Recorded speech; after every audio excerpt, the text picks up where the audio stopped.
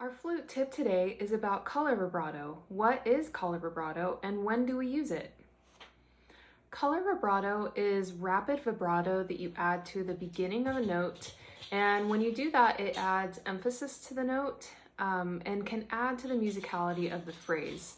I'm going to use etude number 1 from the 2024 TMEA Flute etudes to give a few examples of how you can use color vibrato in your music. And then you can apply these ideas across any type of piece that you're playing. So I have 7 different examples of using color vibrato in etude number 1. The first one is in measures 1 through 4 and measures 42 through 45.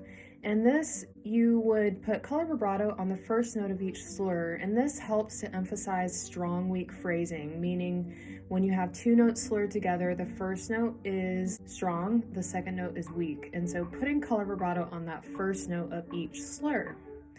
The second example is at measures 15 and 16, and on here you're going to bring out the notes of the arpeggio by adding color vibrato. So that would be the first note of each slur. The B on beat 1, the F sharp on beat 3, the D on beat 1, and the B on beat 3, outlining that arpeggio, just showing the significance of that pattern. The third example is in measure 24 on that accented A. Adding a little bit of rapid color vibrato to that A will help bring out the accent without having to use an overly hard articulation. The next one, the fourth one, is adding color vibrato to the top of a phrase. This is measures 27 through 32. So with all of these broken arpeggios followed by descending arpeggios, adding a little bit of color vibrato to the very top note of each of those patterns. And then this also goes along with the next example of using color vibrato.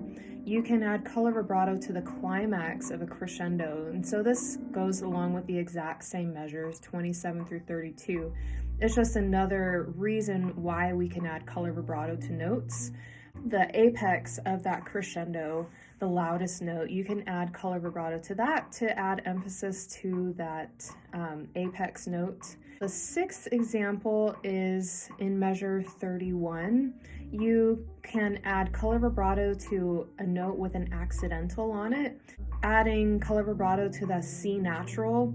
This is a third reason why we could add color vibrato to this specific note, but you can take the same principle and apply it elsewhere in music, adding color vibrato to a note with an accidental on it. And then the final example of using color vibrato from this etude is in measures 40 and 41. And you can add color vibrato to show where the change in articulation happens.